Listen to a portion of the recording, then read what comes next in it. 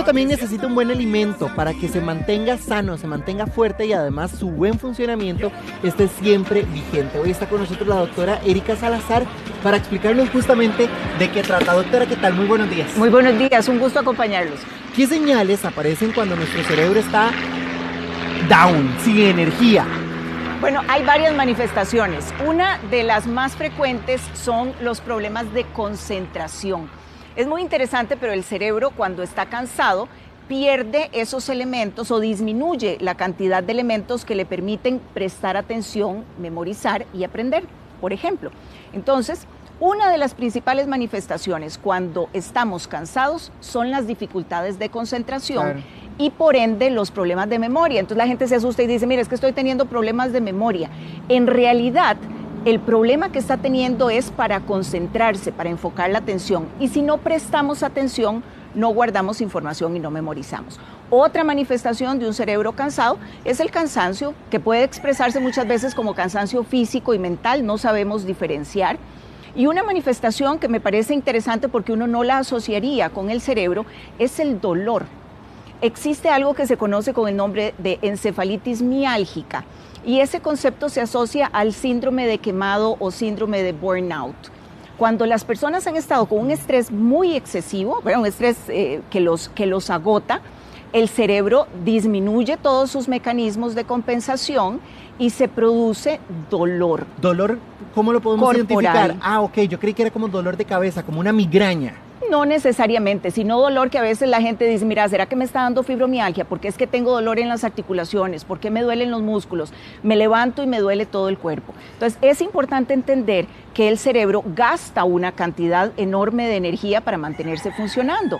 Y cuando esa cantidad de energía se ha venido gastando, o entran en juego otros sistemas como el inmunológico, entonces pueden presentarse manifestaciones tan atípicas como el dolor corporal.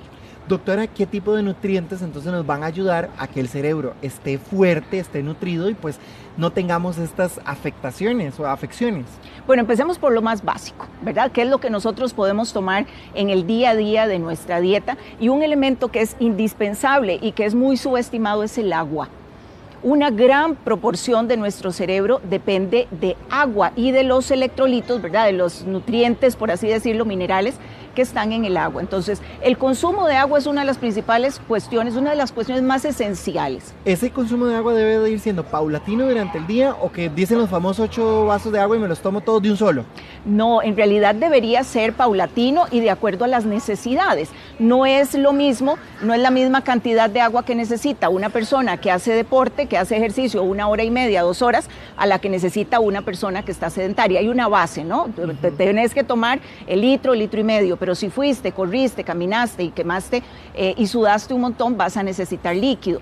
En adultos mayores suele darse que no consumen la cantidad de agua que deben consumir y ellos necesitan agua. Entonces, en realidad debería ser gradual en relación con lo que preguntas, deberíamos ir tomando el agüita o el líquido, ¿verdad? Que no necesariamente tiene que ser solo agua, ahora hay infusiones, hay un montón de formas de saborizarla, pero ese es uno de los principales. Si yo almuerzo, por ejemplo, con fresco de caso, de fresa, de mora, ¿contaría también como dentro de ese líquido? Es líquido, claro que es líquido, todo tiene que ver con el nivel de hidratación. Eso sí, ojalá y esos líquidos no sean ricos en azúcar, ¿verdad? Porque estamos hablando de aspectos que nutren el cerebro, entonces el agua es uno de esos nutrientes, el azúcar no necesariamente es tan beneficioso para el cerebro, ahorita si querés lo podemos mencionar.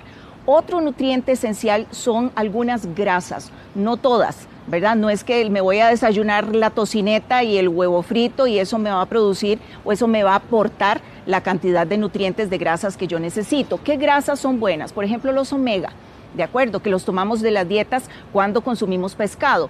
En nuestro país, dependiendo de dónde vivamos, la dieta no es muy rica en pescado, ¿verdad? Entonces, esas poblaciones deberían estar más anuentes al consumo, por ejemplo, de omega 3, aguacate, ¿de acuerdo? Semillas, las grasas son importantes. Y luego entran también en la lista una serie de antioxidantes y de vitaminas. Doctora, pongámonos de pie porque usted trae unas nueces y unas semillas que nos podrían funcionar. Entonces, para que usted nos explique, ¿verdad?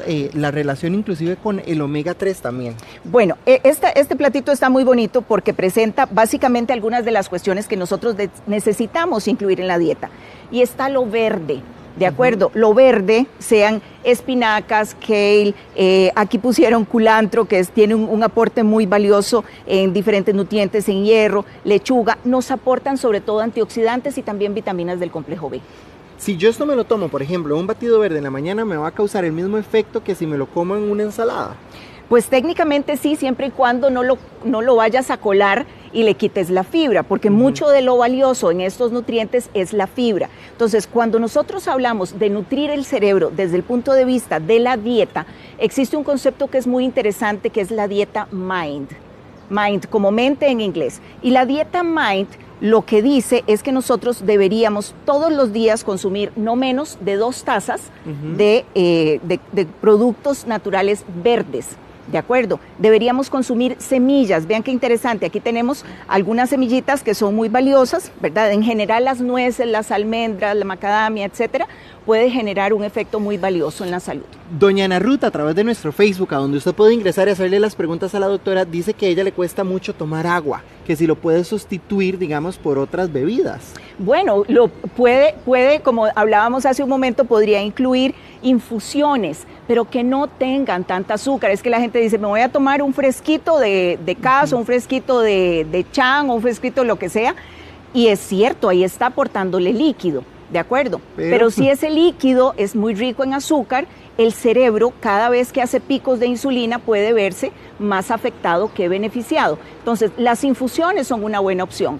En adultos mayores, por ejemplo, un tip es darles gelatina, ¿de acuerdo? Gelatina sin azúcar, que es una forma también de consumir líquido. Entonces, para la señora también ese podría ser un tip. Una forma de ingerir líquido. Doctora, usted habla de lo verde. A mí de repente se me viene a la mente el aguacate. ¿Nos podría beneficiar? Absolutamente. Estábamos hablando de que existen una serie de grasas que son beneficiosas para el organismo. ¿Cuáles grasas? Por ejemplo, sin duda el aguacate. El aguacate aporta grasas buenas, es rico en pufas que se les llama, pero también las nueces, ¿de acuerdo? Hay algunas grasas que se pueden extraer también de otros alimentos que les decía, como el pescado, algunos productos lácteos como el yogur o algunos fermentados, ¿de acuerdo? Las grasas que están ahí, algunos otros componentes también pueden ser beneficiosos. Entonces, de lo verde no hay duda, nosotros deberíamos tener un consumo de no menos 2 tazas de productos verdes al día. Eso es lo que nos recomiendan con la dieta MIND que te menciono. Y que cuando hablamos de esa dieta, doctora, ¿cómo debemos de consumir estos productos verdes?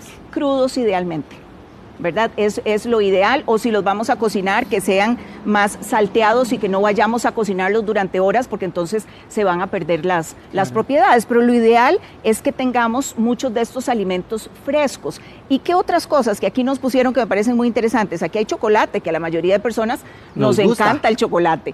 Lo que pasa es que no es cualquier chocolate. Voy a correr para que lo puedan ver, el chocolate, que es una barrita de chocolate. Es una barrita, pero es una barrita de chocolate amargo, ¿de acuerdo? El chocolate amargo es un excelente antioxidante. Entonces uno habla de antioxidantes como sustancias que nos quitan el óxido. Conforme vamos avanzando en los años, cada vez tenemos más estrés oxidativo y eso daña el funcionamiento del cerebro.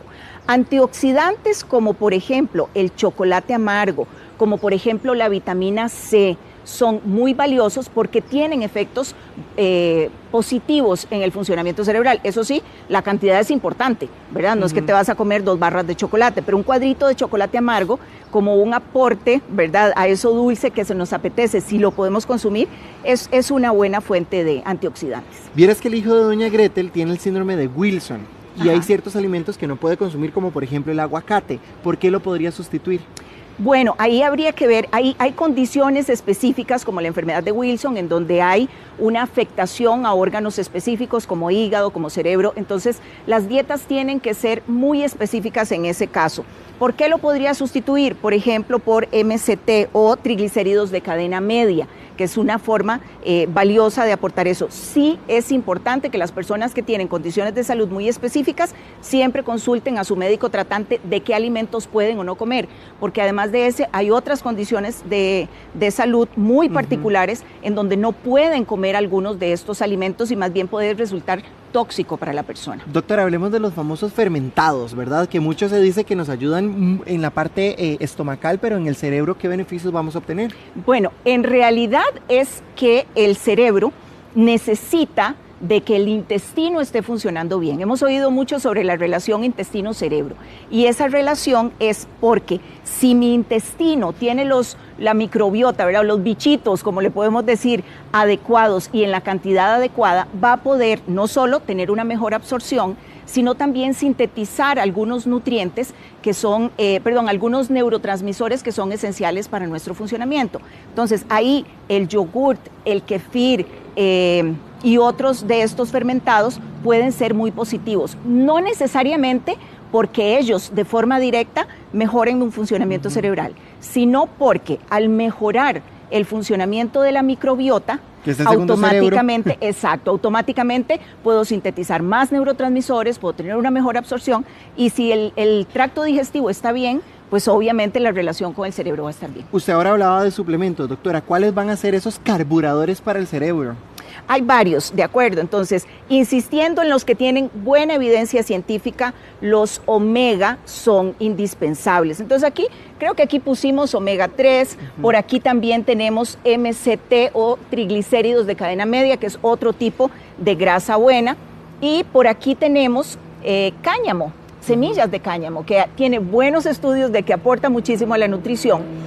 Y volviendo a algunos de los suplementos, por acá tenemos vitaminas del complejo B, ¿de acuerdo? Estos rosaditos de acá. Por ahí se ve la pastillita, ¿de acuerdo? Doctora, mucha gente le huye, digamos, a tomar omega, porque dice que durante el día erupta como a pescado, ¿verdad? O siente esa sensación.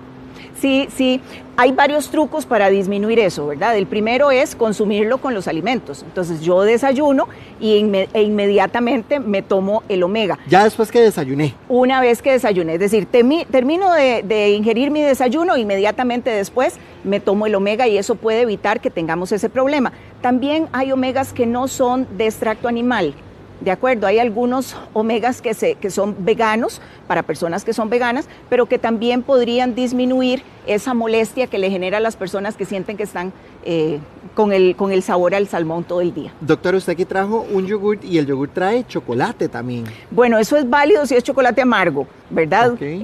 El yogurt es un muy buen aporte de calcio, es un fermentado también, entonces puede favorecer. Si nosotros encontramos chocolate amargo y le podemos mezclar a eso, tenemos una mezcla de un fermentado, de un excelente aporte de calcio y de además un valioso antioxidante. Entonces son mezclas que pues en la parte nutricional pueden encontrar mayores detalles, pero desde el punto de vista del aporte científico tienen evidencia de que favorecen el funcionamiento de mi cerebro.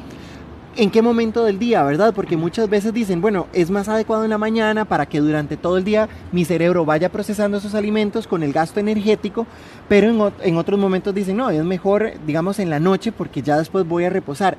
¿Cuándo le doy ese alimento a mi cerebro? Dependerá de lo que hace ese alimento. Por ejemplo, el chocolate, ¿de acuerdo? El cacao amargo.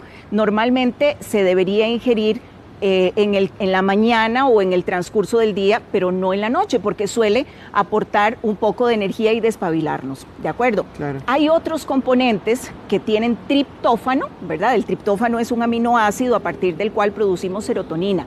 Y si se consume en horas de la tarde o la noche, puede ayudar a conciliar el sueño.